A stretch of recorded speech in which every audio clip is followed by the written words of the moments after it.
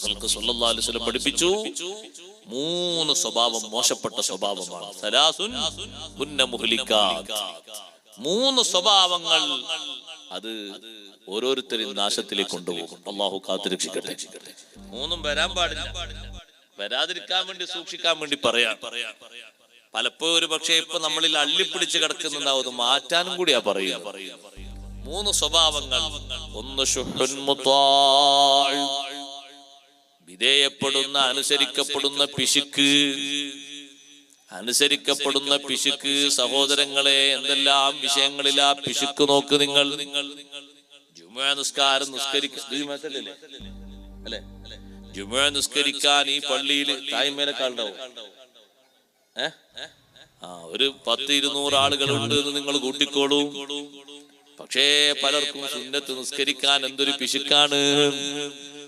മഗ്രിബ് നിസ്കാരത്തിന്റെ ജമാഅത്തിന് ഒരു 10-60 ആളുകളുണ്ട് എന്ന് നിങ്ങൾ കൂട്ടിക്കോളൂ. നിസ്കാരം കഴിഞ്ഞ് സുന്നത്ത് നിസ്കരിക്കുന്നവരെ എണ്ണി നോക്കിയാല് 10 വരലാകുമ്പോഴേക്ക് തീർന്നു പോകുന്നു.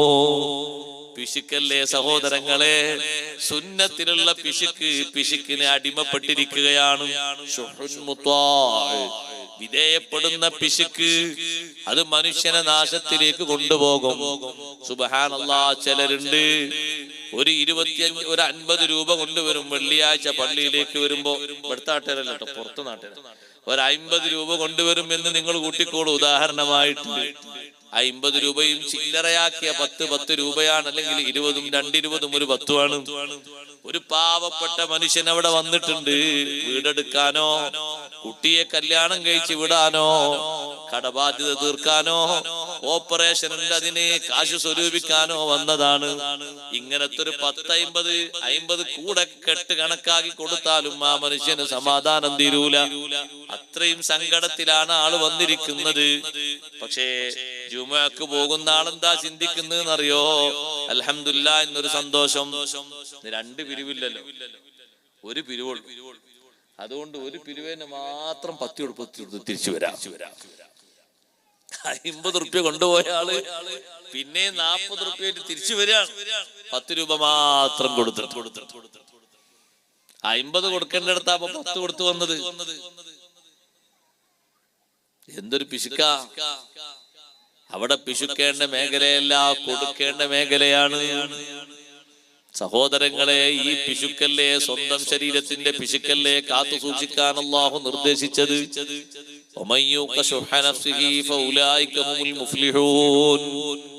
സ്വന്തത്തിൽ പിശുക്ക് പാടില്ല.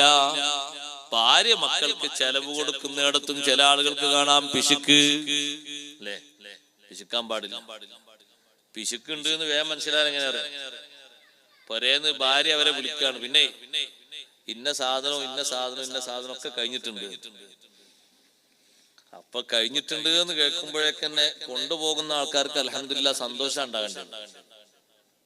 കാരണം നമ്മൾ കൊണ്ടുപോയ സാധനം ഉപയോഗിച്ചതിന് നല്ല മനസ്ഥിതിയോടല്ലേ കൊണ്ടുപോയി കൊടുത്തത്, നല്ല രൂപത്തിലല്ലേ ഉപയോഗിച്ചത്.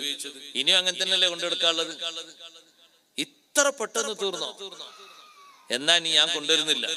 എത്ര പെട്ടെന്നാ ചെലവഴിക്കുന്നത്. പിന്നെ ഒരു സാധനം കൊണ്ടുപോയി കൊടുത്തിന് കാലാകാലം ഉപയോഗിക്കാണ്ടാവോ? ഇല്ല. അതൊരു അലക്കുന്ന സോപ്പാണെങ്കിലും ശരി, പത്തിരി ചുടുന്ന പൊടിയാണെങ്കിലും ശരി, അതിനൊക്കെ ഒരു കാലാവധി അത് കഴിഞ്ഞാൽ അത് കഴിയും. അപ്പൊ പിന്നെ വിളിച്ചു പറഞ്ഞ പെണ്ണിനോട് അവിടെ ഇത്ര പെട്ടെന്ന് തീർന്നോ, ഇത്ര വേഗം തീർന്നോ എന്ന് പറയുന്നതിന് അർത്ഥമല്ല. പറ്റ പിശുക്കാൻ പാടില്ല. പറ്റ പിശുക്കിയാൽ അത് ബുദ്ധിമുട്ടാണ്. പറ്റ പിശുക്കിയാൽ പിന്നെ അബൂ സുഫിയാന്റെ ഭാര്യ വന്ന് പറഞ്ഞതുപോലെ പറയും, പെണ്ണുങ്ങൾ വന്ന് പരാതി പറയും. നബി സല്ലല്ലാഹു അലൈഹി വസല്ലം വന്നിട്ട് പറഞ്ഞു, നബിയെ, എന്റെ ഭർത്താവിനെ പറ്റി തങ്ങൾക്കറിയൂലേ, ചിലപ്പോഴൊന്നും കാര്യമായിട്ട് ചെലവിനുള്ള ഒന്നും തരൂല. അപ്പൊ ഹബീബ് സല്ലല്ലാഹു അലൈഹി വസല്ലം തങ്ങൾ പറഞ്ഞു, നിങ്ങൾ വിഷമിക്കണ്ട, ഖുദീ മാ യക്ഫീകി വവലദികി ബിൽ മഅറൂഫ്, നിങ്ങൾക്ക് മക്കൾക്കും വേണ്ടത് ഒരു സമ്പത്ത് കൊണ്ടുവന്നിടുന്നുണ്ട്, ആവശ്യത്തിന് എടുത്തോളൂ എന്ന് പറഞ്ഞു. ചോദിച്ചോളന്നില്ല. നമ്മളെ നാട്ടിൽ ചോദിക്കാതെ ദൂരപ്പെടുത്താ പിന്നാണ് തൊലാക്ക് 1, 2, 3 ഒപ്പം കഴിയൂലേ. ആവശ്യത്തിന് എടുത്തോളൂ എന്നാ തങ്ങൾ പറഞ്ഞു. ഖുദീ മാ യക്ഫീകി വവലദികി ബിൽ മഅറൂഫ്, ആവശ്യത്തിന് തരണ്ടേ? തരാതിരുന്ന പിന്നെ ഇങ്ങനെ ചെലവിന് മുന്നോട്ട് പോണു. പാകത്തിന് എടുത്തോളൂ, നിങ്ങൾക്കും നിങ്ങളെ മക്കൾക്കും മതിയാകുന്ന എടുത്തോളൂ എന്ന് പറഞ്ഞു. ഓവർ എടുക്കണ്ടെന്ന് പറഞ്ഞു. പിശുക്കരുത്, പാകത്തിന് ഭക്ഷണം കൊടുക്കണം, നല്ല പാകത്തിന് ചെലവ് കൊടുക്കണം. ഓവറാകണ്ട, പാകത്തിന് തൃപ്തിയാകുന്ന രൂപത്തിൽ ചെലവ് ചെയ്യണം. ഭാര്യക്ക് മക്കൾക്ക് ചെലവ് കൊടുക്കുന്നത് ആഖിറത്തിലേക്ക് ഉപകരിക്കുന്ന വലിയ ഒരു സമ്പത്താണ്. അഷ്റഫുൽ ഖൽഖ് സ്വല്ലല്ലാഹു അലൈഹി വസല്ലം തങ്ങൾ സ്വദഖ എണ്ണിയ കൂട്ടത്തിൽ തങ്ങൾ പറഞ്ഞില്ലേ, ഹത്താ തജ്അലു ഫീ ഫിംറഅതിക, നിങ്ങളെ ഭാര്യയുടെ വായിൽ നിങ്ങൾ വെച്ചു കൊടുക്കുന്ന ഒരു പിടി ഭക്ഷണം വരെ നിങ്ങൾക്ക് സ്വദഖയാണ്. വലിയ ധർമ്മമാണ് ആ കൊടുക്കുന്നത്. നല്ല നിയ്യത്തോടുകൂടെ കൊടുക്കണം, അതിൽ കുറവ് വരുത്തേണ്ടതില്ല. പാകത്തിനുള്ള ചെലവ് ചെയ്യണം. തീർന്നതിനെ പറ്റി ക്ഷോഭിക്കരുത്. കൊണ്ടുപോയി കൊടുക്കുന്നത് നല്ല നിയ്യത്തോടെ കൊണ്ടുപോയി നല്ല നിലക്ക് ഉപയോഗിക്കാൻ വേണ്ടി പറയണം. പിശുക്കരുത് സഹോദരങ്ങളെ. മറ്റുള്ളവർക്ക് കൊടുക്കുന്നിടത്ത് നിർബന്ധമായ ദാനങ്ങൾ അത് കൊടുക്കാതെ വെക്കുന്നത് പിശുക്കാണ്. സുന്നത്തായ ദാനങ്ങൾ കൊടുക്കാതെ വെക്കുന്നതും പിശുക്കാണ്. നിർബന്ധ ദാനങ്ങളും ഉണ്ട്, സുന്നത്തായ ദാനങ്ങളും ഉണ്ട്. രണ്ടും ചില ആളുകൾക്ക് ബാധ്യത വരും, രണ്ടും അവര് വീട്ടണം. ചിലർക്ക് നിർബന്ധ ദാനങ്ങൾ വരില്ല, സുന്നത്തായ ദാനങ്ങളെ വരൂ. അവർ അതിനനുസരിച്ച് വീട്ടണം. നിർബന്ധമായിട്ടും വീട്ടാനുള്ള നല്ല പക്വതയും നല്ല ആവശ്യവും നല്ല സംഗതിയൊക്കെ എത്തിയിട്ടുണ്ടെങ്കിൽ നിർബന്ധത്തിന്റെ കണക്കനുസരിച്ച് കൊടുത്തേക്കണം. ആയിട്ടില്ല, സമയമായിട്ടില്ല, അത് പിശുക്കിന്റെ ഭാഗത്തുനിന്ന് നമ്മുടെ മനസ്സിൽ നിന്ന് വരുന്ന ഒരു അനൗൺസ്മെന്റ് ആണ്. അതിന് വഴിപ്പെട്ടു പോകരുത്. അതിന് വഴിപ്പെട്ടാൽ കുടുങ്ങിപ്പോകും. കുറെ ഉണ്ടായാലും ചിലപ്പോ തോന്നിപ്പോകും, ഇത്ര ഉണ്ടായാലൊന്നും കൊടുക്കാനായിട്ടില്ല, ഇനിയും ഇതിലും അധികം വരും, ഇനിയും ഇതിലും അധികം വന്നാലേ കൊടുക്കാനാകൂ. കൊടുക്കാനുള്ള തൗഫീഖ് ആവശ്യങ്ങൾ കഴിച്ച് അള്ളാഹു തന്നാൽ നല്ല നിയ്യത്തോടെ കൊടുക്കണം. അള്ളാഹുവിന്റെ അടിമകളെ സേവിക്കണം. കഴിവിന്റെ പരമാവധി അതിൽ പ്രതിഫലം അർഹിക്കണം. സുബ്ഹാനല്ലാഹ്, അവിടെ പിശുക്ക് കാണിക്കരുത്. കൊടുക്കുന്നിടത്ത് നല്ല രൂപത്തിൽ കൊടുക്കണം. ശുഹ്റുൻ മുത്താഅ്, വിധേയപ്പെടുന്ന പിശുക്ക് അത് തന്നെ. നിങ്ങൾ നോക്ക്, 2 റക്അത്ത് സുന്നത്ത് നിസ്കരിക്കുന്ന ഒരാള് എത്രയാണ് അയാൾ ചുരുക്കി നിസ്കരിക്കുന്നത് എന്നറിയുമോ? വജ്ജഹ്തു അയാളെ നിസ്കാരത്തിലില്ല, അഊദു അയാളെ നിസ്കാരത്തിലില്ല. അതേ, ഒരു ആയത്ത് ഓതേണ്ട സുന്നത്തായ സ്ഥലത്തൊരു ആയത്തും ഇല്ല. റുകൂഇന്റെ തസ്ബീഹ് 3 ഇല്ല, സുജൂദിന്റെ തസ്ബീഹ് 3 ഇല്ല. അത്തഹിയ്യാത്ത് കഴിഞ്ഞിട്ട് സ്വലാത്തും ഫുള്ളില്ല. അത് കഴിഞ്ഞിട്ട് ഒഴിവാക്കൽ കറാഹത്തായ ദുആയുണ്ട്, അതും ഇല്ല. എത്ര പെട്ടെന്നാണെന്നറിയാം. ചിലയിടത്തൊക്കെ അങ്ങനെ ആരെങ്കിലും തറാവിയൊക്കെ നിസ്കരിക്കുന്നുണ്ടെങ്കിൽ ആ ഇമാമിന് സർട്ടിഫിക്കറ്റ് ആണ്. 8 മണിക്ക് തുടങ്ങി 8:20 എത്ര 25 ഒരു 8:30 അരമണിക്കൂർ കൊണ്ട് തീരാണെങ്കിൽ സൂപ്പർ ഇമാമാണ്. നല്ല സൂപ്പർ ഇമാമാണ്. 4 പള്ളിയിൽ ഇമാമൊക്കെ ഒരു സ്ഥലത്ത് 8 മുതൽ 8:30 വരെ, വേറെ സ്ഥലത്ത് 8 മുതൽ 9 വരെ, വേറെ സ്ഥലത്ത് 9, 9:30 വരെ. ഇമാമെന്നോട്ടെ 4 പള്ളിയിൽ ഇത് പറ്റൂലേ? അത് അതിൻ്റെതായ സുന്നത്തും ചട്ടവും മട്ടൊക്കെ പാലിച്ച് നിർവഹിക്കേണ്ടതാണ്. അല്ലെങ്കിൽ തന്നെ ഏച്ചുട്ടിയുള്ള ഒരു നിസ്കാരമാണ്. ഇനി അതന്നെ വെട്ടി ചുരുക്കി എന്താ ഉണ്ടാകുക? സുന്നത്ത് എങ്ങനെ നിർവഹിക്കണം എന്നറിയാം നിങ്ങൾ? ഒരൊറ്റ ഹദീസ് ഞാൻ അതിന് പറയാം. കുറെ ഹദീസുകളുണ്ട്. ഒറ്റ ഹദീസ് ഹബീബ് റസൂലുള്ളാഹി സ്വല്ലല്ലാഹു അലൈഹി വസല്ലം നിങ്ങൾ പറഞ്ഞു, അന്നാഫിലത്തു ഹദിയത്തുൽ മുഅ്മിൻ ഇലാ റബ്ബിഹി. സുന്നത്തായ അമലുകൾ മുഅ്മിനായ മനുഷ്യൻ റബ്ബിലേക്ക് നിർവഹിക്കുന്ന ഒരു പ്രസന്റേഷൻ ആണ്. നിങ്ങളെ പൊരേനെ അപ്പുറത്തുള്ളൊരു വീട്ടിൽ, ഇവിടെ വീട് കൂടൽ എന്താ പറയാ, പൊരക്കുടി, അതിലേക്ക് പോവാണ്. മനസ്സിലായില്ലേ? അതിലേക്ക് പോകുമ്പോ നിങ്ങളെ വീട്ടിൽ നിന്ന് ഒരു നല്ല കാണാൻ നല്ല സൗന്ദര്യമുള്ള ഒരു ക്ലോക്ക് കൊണ്ടുപോകാണ്. ഒരു പാരിതോഷികമായിട്ട് ആ ക്ലോക്ക് ആ കവർന്നെടുത്ത് ഇങ്ങനെ കൊണ്ടേ കൊടുക്കൂല. അതുള്ള കവറിന്റെ മേലെ ഒന്ന് പൊതിഞ്ഞ് വർണ്ണക്കടലാസ് കൊണ്ടൊന്ന് ചുറ്റി, പിന്നെ അത് വേറൊന്ന് ഒട്ടിച്ച് ഒരു കവറിലാക്കി, കവർ പെട്ടിയിലാക്കി ആ പുരക്കാരനത് അയച്ചുണ്ടാക്കണമെങ്കിൽ 1 അരമണിക്കൂറിന്റെ അധ്വാനം ഉണ്ടാവും. ഉണ്ടാവൂലേ? ഒരു ചെറിയ സാധനത്തിന് എത്ര കെട്ടുപൊട്ടൊക്കെ കൊണ്ടുപോകുക. പക്ഷെ അതിനൊരു വൃത്തിയും ഒരു ഭംഗിയുണ്ട്. കാരണം ഒരു സാധനം ഒരാളെ കയ്യിൽ കൊണ്ടുപോയി ഏൽപ്പിക്കാം. അപ്പൊ വാങ്ങുന്ന ആൾക്കും ഒരു സന്തോഷമുണ്ട്, കൊടുക്കുന്ന ആൾക്കൊരു സന്തോഷം. സംഗതി പതിൽ എന്താണത് ഇപ്പുറത്ത് കൊണ്ടുപോകുന്ന ആൾക്കാർക്ക് അറിയില്ലേ? അറിയുന്നത് വാങ്ങുന്ന ആൾക്കും അറിയില്ലേ? അറിയും, ഈ രൂപം വാങ്ങണോ കണ്ട്. പക്ഷെ അത് കൊടുക്കുന്നിടത്തൊരു കെട്ടുമട്ടുണ്ട്. അതേപോലെയാണ് ഈ സുന്നത്തായ കർമ്മങ്ങളൊക്കെ ഹദിയത്തുൽ മുഅ്മിനി ഇലാ റബ്ബിഹി. മുഅ്മിനായ മനുഷ്യൻ റബ്ബിലേക്ക് നിർവഹിക്കുന്ന ഒരു പാരിതോഷികമാണ്, ഒരു പ്രസന്റേഷനാണ്. ഫൽയുഹ്സിൻ അഹദുക്കും ഹദിയതഹു വൽയുതയ്യിബ്ഹാ. ഓരോരുത്തരും അവരവരുടെ ഹദിയ അല്ലാഹുവിലേക്ക് മെച്ചപ്പെടുത്തണം, ഭംഗിയാക്കണം, നല്ല രൂപത്തിലാക്കണം. സുബ്ഹാനല്ലാഹ്. സുന്നത്ത് വിടാതെ, അതേ ദിക്ർ വിടാതെ, തഹിയ്യാത്തൊന്നും കുറക്കാതെ, സ്വലാത്തൊന്നും കുറക്കാതെ, ദുആ ഒന്നും കുറക്കാതെ നിസ്കരിക്കുന്നൊരു സുന്നത്തിന് എത്ര ഭംഗിയുണ്ട്.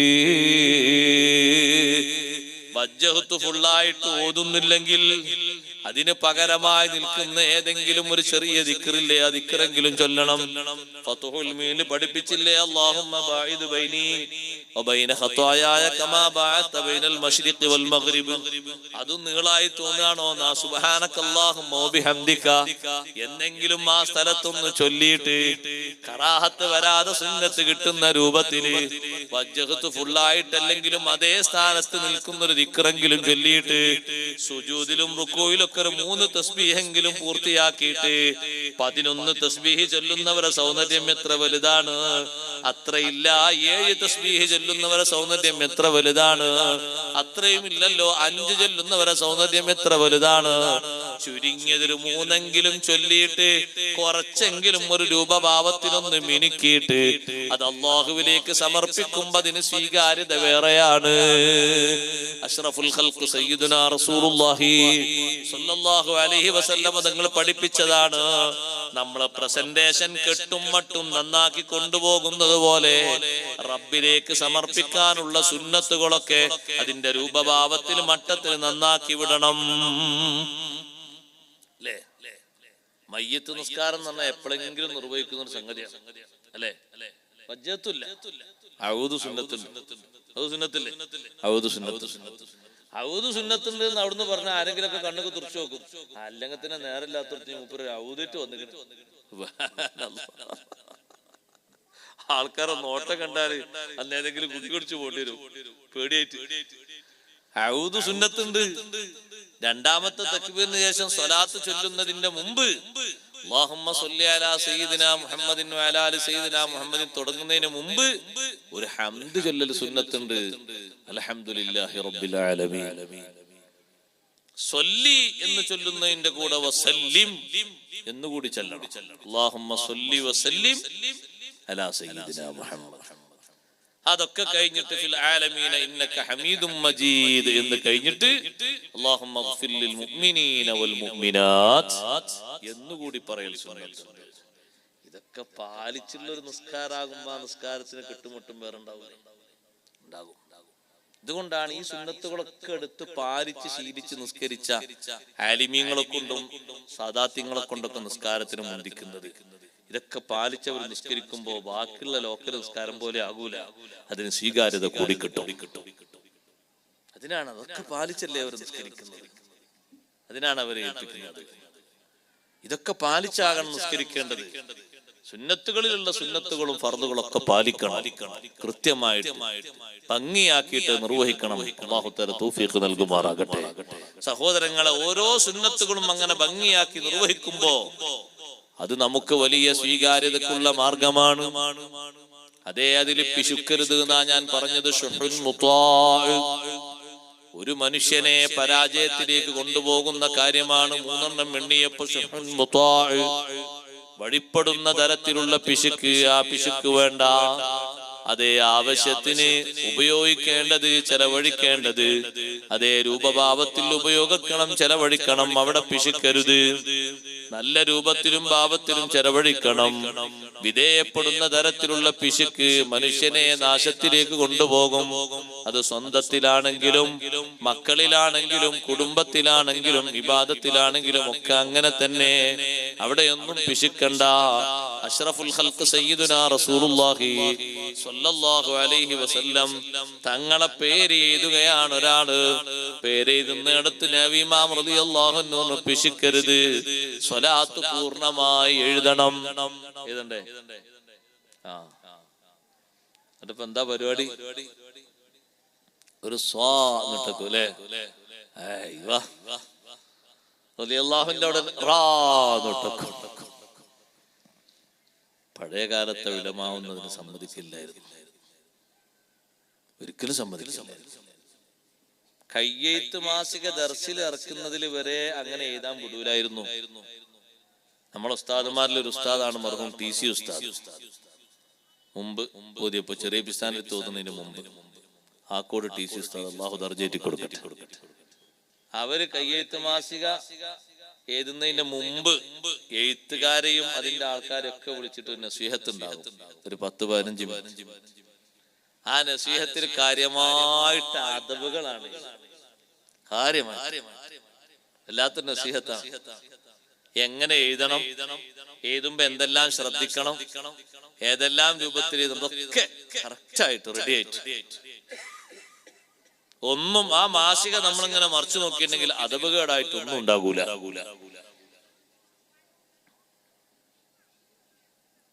പിശുക്കല്ലേ നമുക്ക് അല്ലേ? ബിസ്മില്ലാഹിർ റഹ്മാനിർ റഹീം എന്ന് ഫുള്ളായിട്ട് ചൊല്ലേണ്ട സന്ദർഭത്തിൽ പോലും എന്തേ ചൊല്ലുള്ളൂ? ബിസ്മില്ലാഹ്. അതന്നെ ചൊല്ലിയ വലിയ കാര്യം. നിങ്ങൾ എന്താ പറയണേ? ബിസ്മില്ലാഹിർ റഹ്മാനിർ റഹീം ഫുള്ളായിട്ട് ചൊല്ലണം. സൈനുദ്ദീൻ മഖ്ദൂം റളിയല്ലാഹു അൻഹു പറഞ്ഞു, ചില ആൾക്കാർ പറഞ്ഞു അറവ് നടത്തുമ്പോ ബിസ്മില്ലാഹി മദീന അവിടെ വരെ ചെല്ലണം എന്നാണ് സൈനുദ്ദീൻ മഖ്ദൂം റളിയല്ലാഹു അൻഹു പറഞ്ഞു. അറവ് നടത്തുന്നത് വരെ സ്ഥലത്ത് വരെ ബിസ്മില്ലാഹിർ റഹ്മാനിർ റഹീം ഫുള്ള് ചൊല്ലണം. ചിലരെന്താ അവിടെ ബിസ്മില്ലാഹി മദീന എന്ന് പറയാൻ കാരണം അത് അറവല്ലേ, അതുകൊണ്ട് ഇപ്പുറത്ത് ചൊല്ലുന്ന റഹ്മാനുർ റഹീം അല്ല, റഹ്മത്തിനോട് ചേരൂല. അതിനുള്ള റഹ്മത്ത് തന്നെയാണ്. അതിനെ അർത്ഥം കൊണ്ട് മട്ടത്തിന് പണിയാക്കുക എന്നുള്ളത്. അല്ല കുർജീവനാക്കി വിടുകയല്ലോ, അല്ലെ തലക്കടിച്ച് കൊല്ലല്ലോ. അതിന് പാകപ്പെട്ട രൂപത്തിൽ അതിന്റെ റൂഹിനെ നീങ്ങാനുള്ള അവസരം കൊടുക്കുക. വലിയ ബുദ്ധിമുട്ടും കാര്യമായിട്ട് ഇടങ്ങേറില്ലാത്ത രൂപത്തിലുള്ള അറിവ് നടത്തിയിട്ട് അതൊരു റഹ്മത്താണ്. അപ്പൊ അവിടെയും ചൊല്ലണം ബിസ്മില്ലാഹിർ റഹ്മാനിർ റഹീം. ബിസ്മില്ലാഹി ചൊല്ലണം, ബിസ്മില്ലാഹി ചൊല്ലണം എന്ന് ഹദീസിലൊക്കെ പറഞ്ഞത് സഹോദരങ്ങളെ. അതിന്റെ തുടക്കം പറഞ്ഞു തന്നതാണ്. ഫുള്ളായിട്ട് ചൊല്ലണം. വീട്ടിലേക്ക് ഒരാൾ പ്രവേശിച്ച് കഥ കടക്കുമ്പോഴും ചൊല്ലണം ബിസ്മില്ലാഹിർ റഹ്മാനിർ റഹീം. രാവിലെ ആരാണോ ആദ്യം കതക് തുറക്കുന്നത് അയാൾ ചൊല്ലണം ബിസ്മില്ലാഹിർ റഹ്മാനിർ റഹീം. പാത്രങ്ങളൊക്കെ മൂടി വെക്കുന്ന ഉമ്മമാരെ ബിസ്മില്ലാഹിർ റഹ്മാനിർ റഹീം ചൊല്ലണം. മൂടി വെക്കാൻ ഒന്നും കിട്ടിയിട്ടില്ലെങ്കിൽ വിലങ്ങനെ വെക്കാൻ ഒരു പലക കിട്ടുമോ? എന്നാൽ ആ പലക എങ്ങനെ വിലങ്ങനെ വെച്ചിട്ട് വീതിയിലോ നീളത്തിലോ വെച്ചിട്ട് അപ്പോഴും ചൊല്ലണം ബിസ്മില്ലാഹിർ റഹ്മാനിർ റഹീം. അത് മുഴുവനായിട്ട് ചൊല്ലുന്നത് വലിയൊരു കാവലാണ്. ബിസ്മില്ലാഹിർ റഹ്മാനിർ റഹീം മൊത്തം ഒന്ന് കൂട്ടി നോക്കൂ, 19 അക്ഷരമാണ്. 19 അക്ഷരമില്ലേ ബിസ്മില്ലാഹിർ റഹ്മാനിർ റഹീം എന്നത്? അത് 19 മലക്കുകളിൽ നിന്ന് വലിയൊരു കാവലാണ്. എവിടെയാ 19 മലക്കുകൾ ഉള്ളത്? നരകം കാക്കുന്ന സബാനിയത്തിന്റെ എണ്ണം 19 അല്ലേ? അലൈഹാ 19. ആ നരകത്തിന്റെ ചുറ്റുഭാഗത്തു നിൽക്കുന്ന മലക്കുകൾ 19 എണ്ണമാണ്. അത്രയേ ഉള്ളൂ എന്ന് നിസാരപ്പെടുത്തി കാണണ്ട. ഒരു മലക്കിന്റെ അകലം തന്നെ പറഞ്ഞാൽ തന്നെ വലിയ വിശാലമാണ്. നബി സല്ലല്ലാഹു അലൈഹി വസല്ലം തങ്ങൾ പറഞ്ഞില്ലേ, മാ ബൈന മൻകിബൈ അഹദിഹിം, ആ 19 ഒരാളുടെ 2 ചുമലിനിടയിലുള്ള അകലം മാ ബൈനൽ മശ്രിഖി വൽ മഗ്രിബി,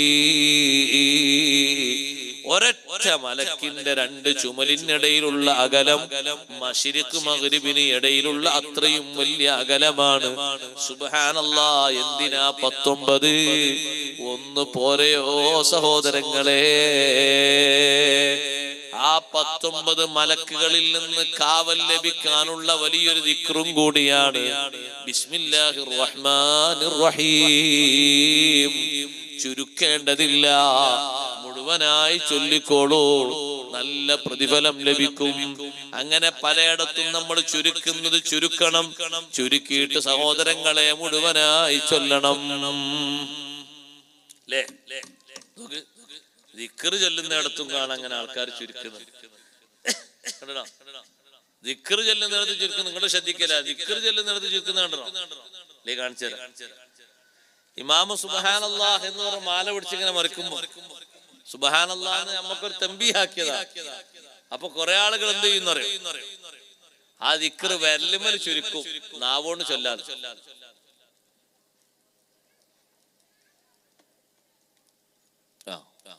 ഞാൻ അടുത്ത് പറഞ്ഞോളി.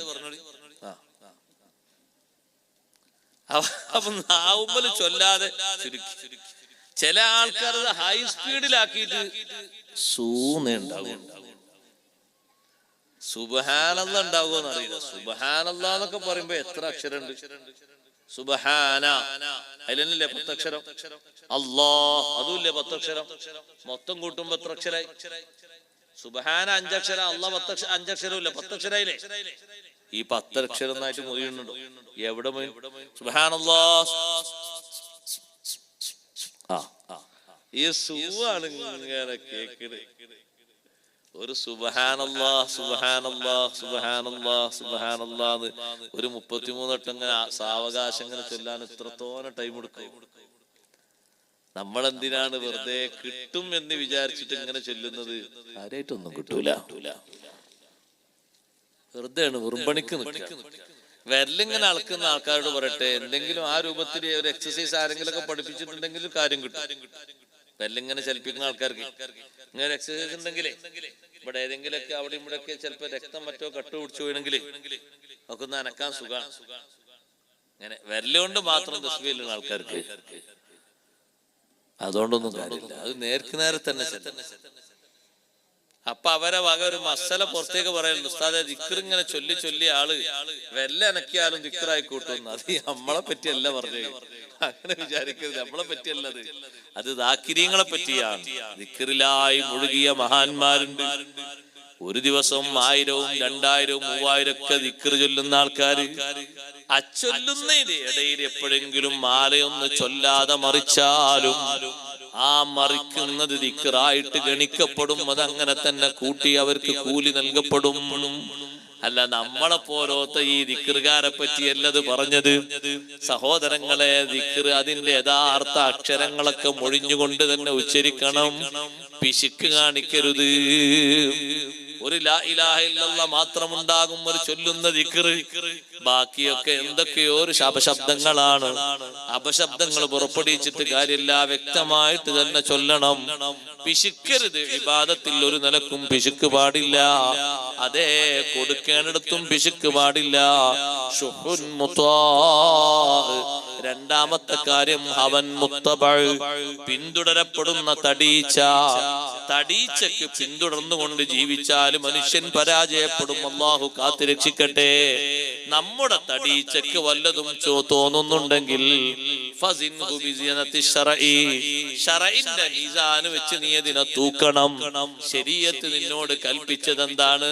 ശരിയാണോ? നീ ആ ചിന്തിക്കുന്നത് പോലെ ചെയ്യണമെന്നാണോ ദീന് പഠിപ്പിക്കുന്നത്? എങ്കിൽ നീ എങ്ങനെ ചെയ്തോ? നീ ആ പഠിപ്പിക്കുന്നതിന് നേരെ എതിരാണോ? നിനക്ക് തോന്നുന്നതിന് എതിരാണോ ദീന് കൽപ്പിക്കുന്നത്? എന്നാ നീ അത് വലിച്ചെറിഞ്ഞോ?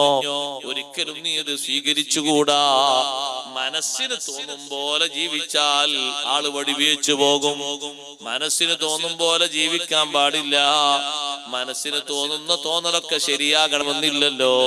തടീച്ചക്ക് തോന്നും പോലെയല്ലല്ലോ ജീവിക്കേണ്ടത്. യഥാർത്ഥത്തിലുള്ള അടിമയെയും വഴിതെറ്റിപ്പോയ അടിമയെയും വേർതിരിച്ച് തിരിയുന്നത് 2 സ്വഭാവങ്ങൾ ജീവിതത്തിൽ വരുമ്പോഴാണെന്ന് ഇമാം യാഫിഈ റളിയല്ലാഹു അൻഹു ഓർമ്മപ്പെടുത്തിയപ്പോൾ മഹാൻ പറഞ്ഞു, അബ്ദുൽ ഹവാ യംതാസു മിൻ അബ്ദി റബ്ബിഹി ലദാ ശഹവത്തിൻ ഔ ഇൻദ സദ്മി ബലിയതി. അബ്ദുൽ ഹവാ, താന്തോന്നിയായി ജീവിക്കുന്ന മനുഷ്യൻ, ഇച്ഛപ്രകാരം കാര്യങ്ങളൊക്കെ വിലയിരുത്തി നീക്കി മുന്നോട്ട് ജീവിക്കുന്ന മനുഷ്യൻ, അതേ റബ്ബിനനുസരിച്ച് ജീവിക്കുന്ന മനുഷ്യനും രണ്ട് ഘട്ടത്തിൽ അവര് വേർതിരിയും.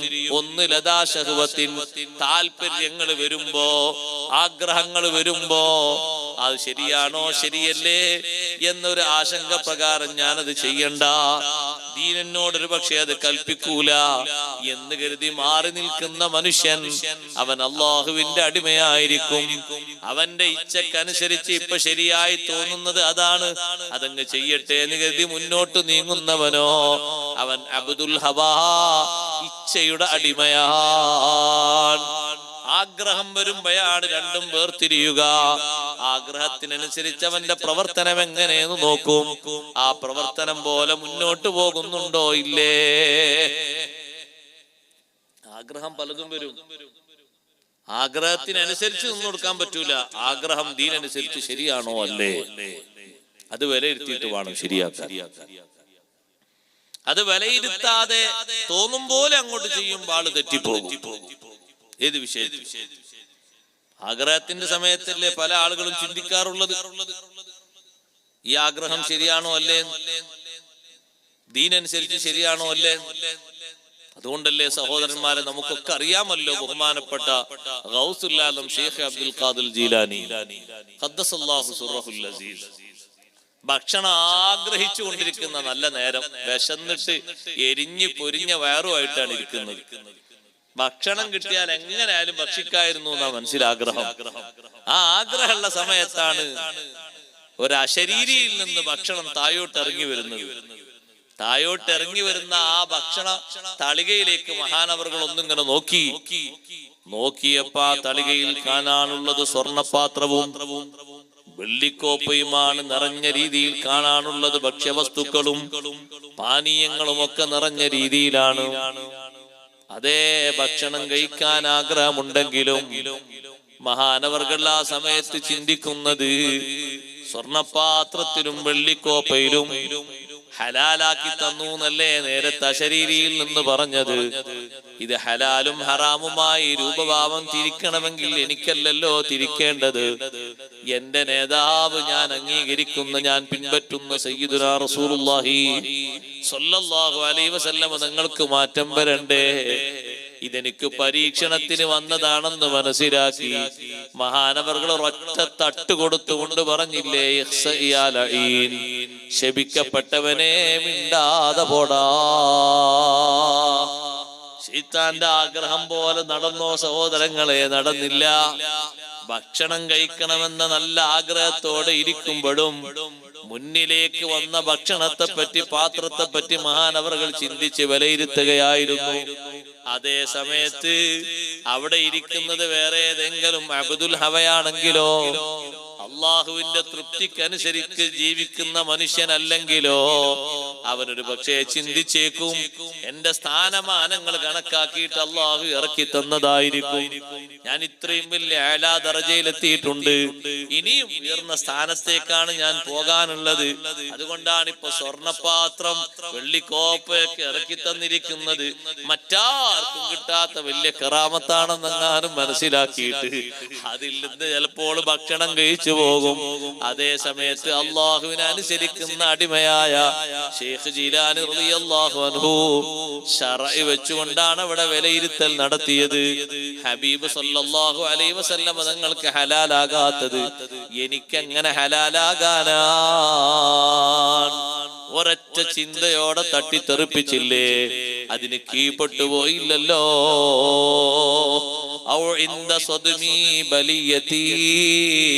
അല്ലെങ്കിൽ പരീക്ഷണം വരുന്ന ഘട്ടത്തിൽ അറിയാം ആരാണ് അള്ളാഹുവിന്റെ അടിമ, ആരാണ് അവക്ക് അനുകൂലമായി പ്രവർത്തിക്കുന്ന ആള് എന്നറിയാം. പരീക്ഷണം വന്നിട്ട് കുടുങ്ങി, അല്ലാഹു തആല എന്നെ നാശത്തിലാക്കി, എന്നെ പരാജയത്തിലാക്കി എന്നൊക്കെ പറയുന്ന ആളില്ലേ, അയാൾ അയാൾ സ്വന്തം ഇച്ഛയ്ക്ക് അനുസരിച്ചു കൊണ്ട് കുടുങ്ങിപ്പോയ ആളാണ്. അതേ സമയത്ത് പരീക്ഷണം വന്നിട്ട് ക്ഷമിച്ചിട്ട് മുന്നോട്ട് നീങ്ങിയ ആളോ ആ ക്ഷമക്കനുസരിച്ച് റബ്ബ് സുബ്ഹാനഹു വ തആല വലിയ സ്ഥാനമാനങ്ങളും ബഹുമാനങ്ങളും കൊടുക്കുന്നു. അതുകൊണ്ടല്ലേ ബഹുമാനപ്പെട്ട അയ്യൂബ് നബി അലൈഹിസ്സലാം പരീക്ഷണങ്ങൾ അനുഭവിച്ചപ്പോ അല്ലാഹു തആല ചോദിച്ചു, അയ്യൂബ് നബിയെ നിങ്ങളെ ഞാൻ പരീക്ഷിച്ച് ബുദ്ധിമുട്ടാക്കിയോ? അയ്യൂബ് നബി അലൈഹിസ്സലാമിന്റെ മറുപടി, ഇല്ല റബ്ബേ, മാ ബഖിയ ഫിയ അംറാൻ, രണ്ട് വിഷയങ്ങൾ എന്നിൽ ബാക്കിയുള്ള കാലത്തോളം നീ എന്നെ പരീക്ഷിച്ച് ബുദ്ധിമുട്ടാക്കി എന്ന് ഞാൻ പറയില്ല. ഒന്ന്, നിന്നെ പറയാനുള്ള നല്ല നാവു, എന്റെ നാവിനൊരു കേടുപാടും സംഭവിച്ചിട്ടില്ല. നിന്നെ ഓർക്കാനുള്ള നല്ല കൽബ്, എന്റെ കൽബിന് ഒരു മാറ്റവും വന്നിട്ടില്ലല്ലോ. ഈ രണ്ട് അവയവങ്ങളും എന്നിൽ സലീമായ രൂപത്തില് സുരക്ഷിതമായ രൂപത്തില് നീ ബാക്കി തരുന്ന കാലത്തോളം എന്നെ പരീക്ഷിച്ച് നീ ബുദ്ധിമുട്ടാക്കി എന്ന് ഞാൻ പറയില്ല. അയ്യൂബ് നബി അലൈഹിസ്സലാമിന്റെ കൂടെയുള്ള ഭാര്യ ബഹുമാനപ്പെട്ട റഹ്മത്ത് ബീവി, റഹ്മത്ത് ബിൻത് അഫ്റാസീം ഇബ്നു യൂസുഫ് അലൈഹിസ്സലാം. യൂസുഫ് നബി അലൈഹിസ്സലാമിന്റെ മോന്റെ മോളാണത് റഹ്മത്ത് ബീവി, അയ്യൂബ് നബി അലൈഹിസ്സലാമിന്റെ ഭാര്യ. എത്ര സബറോട് കൂടെയാണ് അയ്യൂബ് നബി അലൈഹിസ്സലാമിന്റെ കൂടെ നിന്നത്. ഇപ്പൊ അടുത്ത് കേട്ടൊരു വാർത്ത കേട്ട നിങ്ങളോട് കൂടുതലായി സംസാരിക്കാൻ എനിക്ക് സമയമില്ല. ഇപ്പൊ അടുത്ത് കേട്ടൊരു വാർത്ത, ഞാനത് കേട്ട് കുറെ ഈ ചരിത്രം ഇങ്ങനെ ആലോചിച്ചു പോയി. അയ്യൂബ് നബി